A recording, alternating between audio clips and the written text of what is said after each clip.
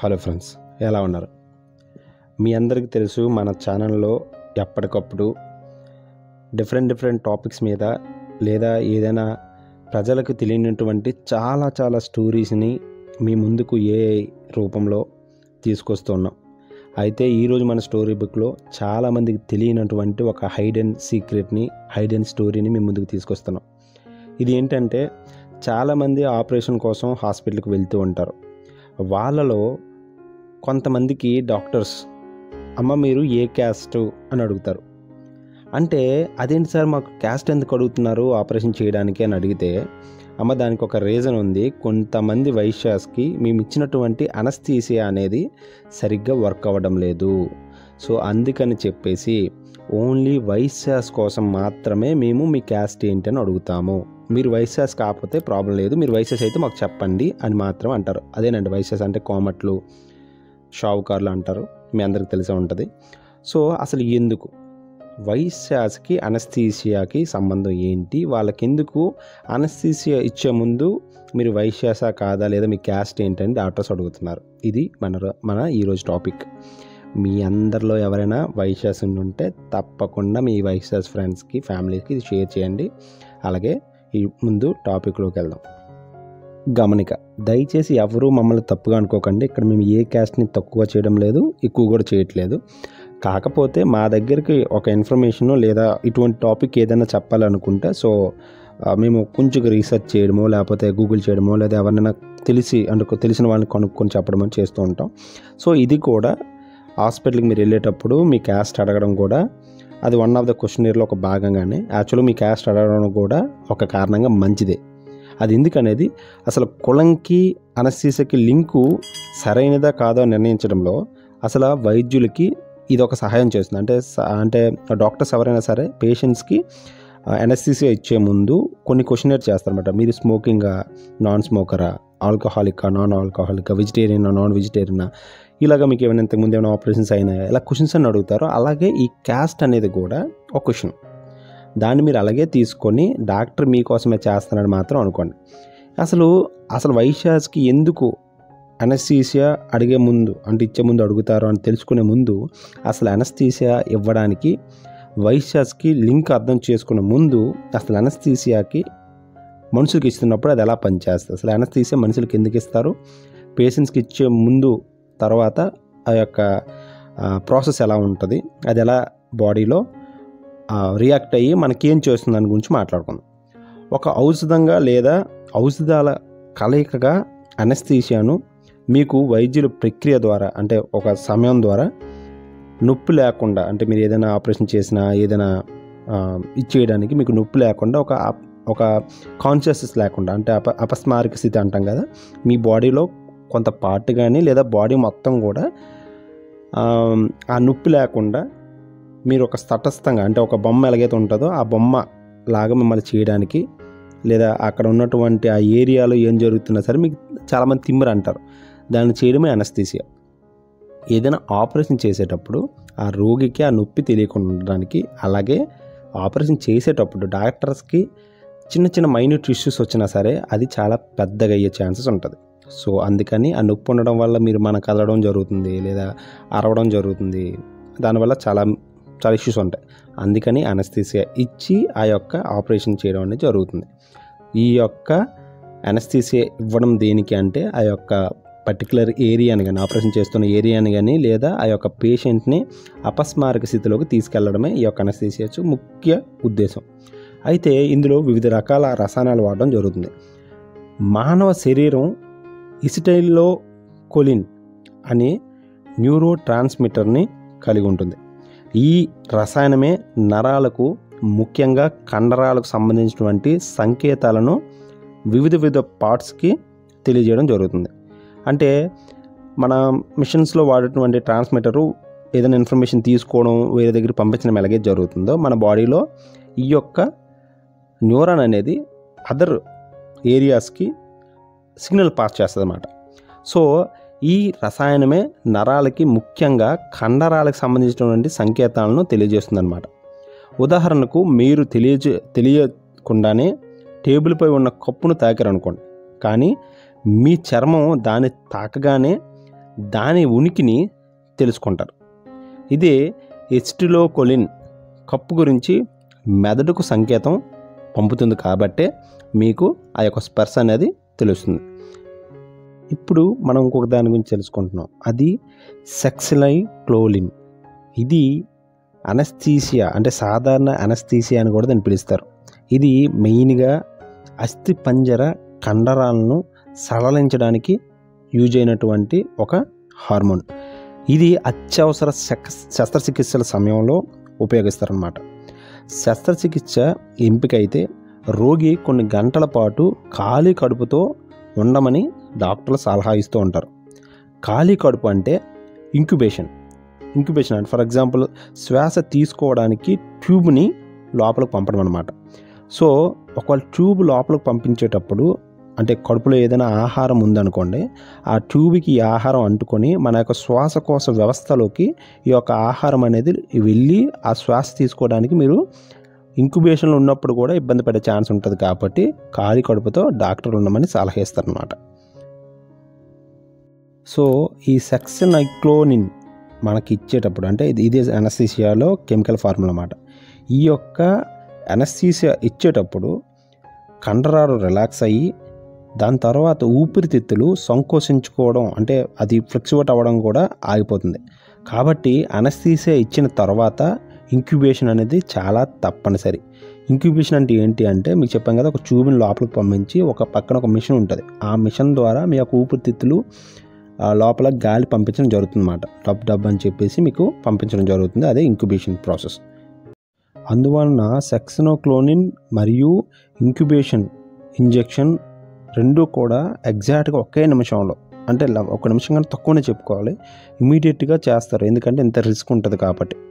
కొన్నిసార్లు డాక్టర్లకి అసలు టైం అనేది ఉండదు. చాలా ఎమర్జెన్సీ సిచ్యువేషన్లో ఉన్నప్పుడు రోగిని ఇమీడియట్గా స్పృహ కోల్పోయేలా చేయాల్సి ఉంటుంది. దీనికోసం సెక్సిలైక్లోలిన్ అనేది చాలా ఉత్తమమైన ఎంపికగా చూస్తారు. ఎందుకంటే ఇది మానవ శరీరంలోకి ప్రవేశించిన 40 సెకండ్ల లోపే దీని ప్రభావాన్ని చూపించడం ప్రారంభిస్తుంది. ఇదే తరహాలో ఇతర అనస్థీసియా రసాయనాలు కూడా ఉన్నాయి. ఒకవేళ అవి ఇచ్చామనుకోండి, అదేంటంటే 3 నుంచి 5 నిమిషాలు పడుతుంది. అంటే వాళ్ళు అనస్థీసియా ఇచ్చిన 3 నుంచి 5 నిమిషాల తర్వాత మాత్రమే వాళ్ళు స్పృహ కోల్పోవడం అనేది జరుగుతుంది. అదే సెక్సిలైక్లోలిన్ అయితే జస్ట్ 40 సెకండ్స్లో వాళ్ళని స్పృహ కోల్పోయేలా చేస్తుంది. సో చాలా టైప్స్ ఆఫ్ అనస్థీసియాలు ఉన్నప్పటికీ బికాజ్ ఆఫ్ ఈ టైం వేరియేషన్ వల్ల ఏంటంటే సెక్సిలైక్లోలిన్ని గత 80 నుంచి 90 సంవత్సరాలుగా ఇదే అనస్థీసియాగా ఎక్కువ ఉపయోగిస్తున్నారని జయనగర్లో ఉన్నటువంటి అపోలో స్పెషలిస్ట్ హాస్పిటల్లో ఉన్నటువంటి న్యూరో అనస్థీసియా డాక్టర్ గారు అయినటువంటి మురళీధరన్ గారు చాలా బాగా దీని గురించి లాస్ట్ టైం ఒక ఇంటర్వ్యూలో ఎక్స్ప్లెయిన్ చేయడం కూడా జరిగింది. సో ఇక్కడ సెక్సిలైక్లోలిన్ మానవ శరీరంలో ప్రవేశించిన తర్వాత సూడోకోలినెస్టరేస్ అనే ఎంజైము దానికి వ్యతిరేకంగా పనిచేయడం ప్రారంభిస్తుంది. ఈ యొక్క సూడోకోలినెస్టరేస్ అనేది కాలియంలో ఉత్పత్తి చేయబడినటువంటి ఒక ఎంజైమ్. మరియు సెక్సిలైక్లోలిన్ అనే సాధారణ అనస్థీసియా ఔషధాల జీవ ప్రక్రియకు బాధ్యత వహిస్తూ వస్తుంది. సో ఇక్కడ సూడోకోలినెస్టరేస్ అనే ఎంజైమ్ అనేది సెక్సిలైక్లోలిన్ని పూర్తిగా జీవక్రియ చేస్తుంది, మెటబాలిజం చేస్తుంది. సో దాని తర్వాత మాత్రమే రోగి స్పృహలోకి వస్తాడు. సో ఇక్కడ మీరు సూడోకోలినెస్టరేస్ అనేది బాగా గుర్తుపెట్టుకోవాలి. ఎందుకంటే ఈ సూడోకోలినెస్టరేస్ అనేది మాత్రమే ఇక్కడ కులం ఎందుకు తీసుకొస్తారు డాక్టర్లు అనే దాని గురించి మీకు ఒక క్లారిటీ ఇస్తుంది. ఇక్కడే కులం ఎందుకు వచ్చిందని కూడా మీకు ఒక క్లారిటీ వస్తుంది. సో వైశ్యస్కు సూడోకోలినెస్టరేస్ లోపం కానీ ఉండొచ్చు, లేదా చాలా సందర్భాల్లో పూర్తిగా కూడా ఉండకుండా ఉంటుంది. అంటే స్పృహలోకి తిరిగి రావడానికి వారికి చాలా కష్టమైన పని అన్నమాట. సో ఇక్కడ వైశ్యస్లో చాలామందికి ఏంటంటే ఈ సూడోకోలిన్ ఈ యొక్క ఎంజైమ్ అనేది చాలా తక్కువగా ప్రొడ్యూస్ అవ్వడం కానీ కొంతమందిలో ఉండకపోవడం కూడా ఉండొచ్చు. సో అందుకని వాళ్ళు స్పృహలోకి ఒకవేళ అనస్థీసియా ఇస్తున్నటువంటి డాక్టర్కి ఆ యొక్క రోగి వైశ్యాస్ అని తెలియక సెక్సిలైక్లోలిన్ని అందజేస్తే ఆ రోగి అపస్మారక స్థితిలో ఉండి అనేక ఇతరత్ర వైద్యపరమైన సమస్యలకు కూడా దారి తీయొచ్చని బెంగళూరులో ఉన్నటువంటి రాధాకృష్ణ మల్టీ స్పెషాలిటీ హాస్పిటల్లోని అనస్థాలజిస్ట్ డాక్టర్ అయినటువంటి అనుపమ గారు కూడా ఒక ఇంటర్వ్యూలో చెప్పడం జరిగింది. అనస్థీసియా శరీరంలోకి ప్రవేశించినప్పుడు అనేక ఇతర శ్వాసకోశ కండరాలు పక్షవాతం మోడ్లో కూడా జారిపోవచ్చు అని కూడా ఇక్కడ మనకి చాలామంది తెలియజేశారు. అందువల్ల రోగులకు వెంటిలేటర్ సపోర్ట్ కూడా తప్పనిసరిగా అవసరం ఉంటుంది. మత్తు ఔషధం యొక్క ప్రభావం కొంత సమయం తర్వాత చివరికి తగ్గిపోతుంది లేదా రివర్స్ అవుతూ ఉంటుంది. కానీ వైశ్యాస్లో సూడోకొలినెస్టరేస్ కోల్పోవడం వల్ల ఇది జరగదు మరియు ఔషధం యొక్క ప్రభావాలు కూడా తగ్గవు. దానివల్ల ఏమవుతుందంటే దానికి రివర్స్గా రోగి తనంతట తానుగా శ్వాస తీసుకోలేడు మరియు ఆ కోమా స్థితిలో కూడా వెళ్ళే అవకాశాలు ఉన్నాయని కూడా డాక్టర్లు చెప్తున్నారు. యాక్చువల్గా ఇటువంటి సిచ్యువేషన్స్ అనేది చాలా అరుదుగా వస్తాయి. కానీ ఈ యొక్క పరిస్థితులు లేదా సమయానికి తగిన విధంగా తనిఖీలు కానీ చేయకపోతే ఆ యొక్క సిచ్యువేషన్ ఏదైతే ఆ యొక్క అపస్మారక స్థితిలో ఉండే సిచ్యువేషన్ అనేది కొన్నిసార్లు గంటలు అవ్వచ్చు, రోజులు అవ్వచ్చు, నెలలు అవ్వచ్చు లేదా సంవత్సరాలు కూడా వాళ్ళు అన్కాన్షియస్గా ఒక వెంటిలేటర్ ఒక కోమా స్టేజ్లోనే ఉండే అవకాశం ఎక్కువ ఉందని చెప్పేసి డాక్టర్లు మాత్రం చెప్పడం జరుగుతుంది. సో ఒకవేళ ఆ యొక్క పేషెంట్ చాలా ఎక్కువ సంవత్సరాలు వెంటిలేటర్ మీద కానీ ఉండవలసి వచ్చింది అంటే దానివల్ల ఇన్ఫెక్షన్స్ రావచ్చు. అలాగే మెకానికల్ ట్రామాలో ఊపిరితిత్తులు మరియు శ్వాసకోశ కణజాలాలలో సమస్యలు కూడా ఏర్పడవచ్చని, అలాగే ఇతరత్ర దుష్ప్రభావాలు కూడా చూపించే అవకాశం ఇది దారి తీయొచ్చని కూడా ప్రముఖులు చెప్తూ ఉన్నారు. సో ఇదే టాపిక్ మీద ఈ మధ్యకాలంలో చాలా అధ్యయనాలు కూడా జరగడం జరిగింది. సూడోకోలినెస్టరేస్ లోపానికి వయస్సు సంబంధానికి ఈ యొక్క మత్తు మందు నిపుణులు చాలా విస్తృతంగా అధ్యయనం చేస్తూ వాటిని డిస్కస్ చేస్తూ ఉన్నారు. సంవత్సరాలుగా ఈ యొక్క అంశంపై లోతైన అవగాహనతో వివిధ పత్రికల్లో కూడా ఈ యొక్క ఇష్యూ గురించి ప్రచురించడం జరిగింది. కెనడాలో ఉన్నటువంటి OMF విశ్వవిద్యాలయం భారతీయ సమాజంలో సూడోకోలినెస్టరేస్ లోపం గురించి ఒక అధ్యయనం కూడా చేశారు. Journal of pharma practices and community మెడిసిన్లో ప్రచురింపబడిన ఒక అధ్యయనం ప్రకారం ఈ యొక్క ఎంజైమ్ లోపం మరియు దీని ప్రభావాలకు వయసు సమాజానికి గల సంబంధాన్ని కూడా వీళ్ళు క్లుప్తంగా వివరించడం కూడా జరిగింది. అలాగే ప్రపంచవ్యాప్తంగా ఉన్నటువంటి సారూప్య సంఘాలతో పాటు మత్తు మందు నిపుణుల సంఘం కూడా ఈ యొక్క అంశంపై ఒక వివరాత్మక అధ్యయనాన్ని కూడా ప్రచురించడం కూడా జరిగింది. 1996లో లండన్లోని రాయల్ లండన్ హాస్పిటల్ మరియు హాస్మీరిసత్ హాస్పిటల్ నుంచి నిపుణుల బృందం కూడా ఈ యొక్క అధ్యయనం కూడా చేయడం జరిగింది.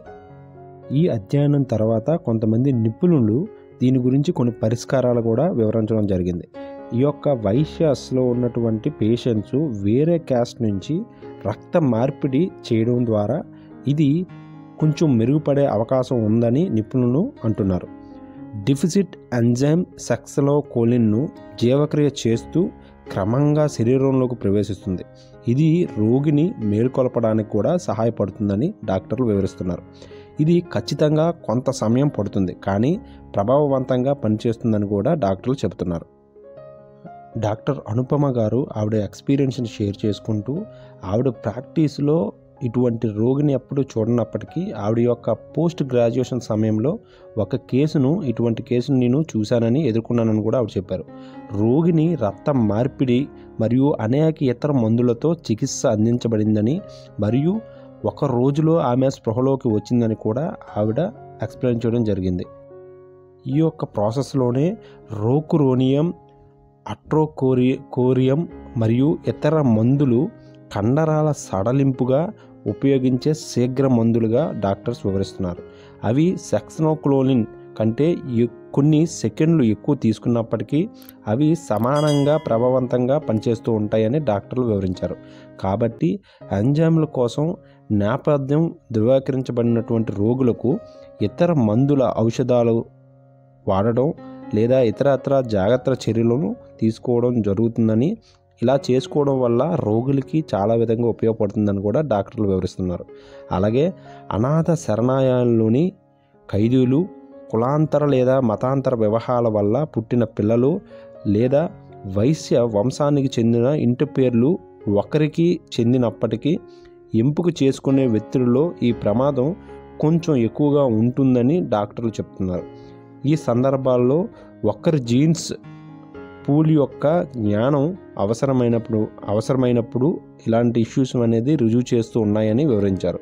సూడో కొలినెస్టరేస్ యొక్క లోపం సాధారణంగా పర్షియన్ యోధులలో కనిపిస్తూ ఉంటుంది మరియు భారతదేశంలోని వైశ్యులు కాకుండా జర్మనీలో కొన్ని జాతులకు కూడా ఇదే విధమైన ఎంజైమ్ లోపాలు ఉన్నాయని తెలియజేశారు.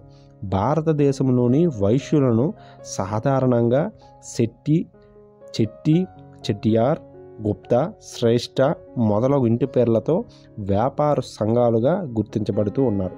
కొంతమంది వైశ్యులు తాము ఆర్యన్ జాతికి చెందిన ప్రత్యక్ష వారసులమని చెప్పుకుంటారు. వారు జర్మనీలో కూడా జన్యులోపంతో సంబంధం కలిగి ఉన్నారు. ఇది ఇప్పటికీ విస్తృతంగా చర్చించబడుతున్నప్పటికీ ఒక నిర్దిష్టమైన సమూహంతో సంబంధం ఉన్న ఎంజైమ్ యొక్క లోటు ఆశ్చర్యకరంగా ఉందని చాలామంది డాక్టర్స్ చెప్పడం జరిగింది. అలాగే తరతరాలుగా కమ్యూనిటీల్లో జరిగే వివాహాలు ఆ లోపం కొనసాగిస్తూనే ఉండేలా చేస్తున్నాయని నిపుణులు అందరూ కూడా ముక్తకంఠంతో చెప్తూ ఉన్నారు. సో మీకు ఈ యొక్క వీడియోలో అసలు డాక్టర్స్ లేదా అనస్థీషియా ఇచ్చినటువంటి డాక్టర్స్ ఆ రోగిని మీరు వైశ్యాస అని అడగడానికి రీజన్ వారిలో వైశ్యాసలో ఒక ఎంజైమ్ లోపం కారణంగా వాళ్ళకి అనస్థీషియా ఇచ్చిన తర్వాత వాళ్ళు ఎక్కువ టైం పట్టవచ్చు స్పృహలోకి రావడానికి అని చెప్పేసి డాక్టర్లు అనేది ముందుగానే అడగడం జరుగుతుంది. సో ఈ వీడియోలో మీకు ఈ క్వశ్చన్కి ప్రాపర్గా ఎక్స్ప్లెనేషన్ ఇచ్చామని కోరుకుంటూ ఇటువంటి మరిన్ని వాల్యుబుల్ మరియు అన్నోన్ కంటెంట్ గురించి మా ఛానల్ని సబ్స్క్రైబ్ చేసుకుంటూ మీ ఫ్రెండ్స్ అండ్ ఫ్యామిలీకి షేర్ చేస్తారని, అలాగే మీలో ఎవరైనా వైశ్యాస్ ఉండి ఇటువంటి క్వశ్చన్ని మీరు ఇంతకుముందు ఏ డాక్టర్స్ ద్వారా కానీ విని ఉంటే కామెంట్ రూపంలో తెలియజేస్తారని కోరుకుంటూ thank you so much. Please subscribe to our channel. Thank you so much.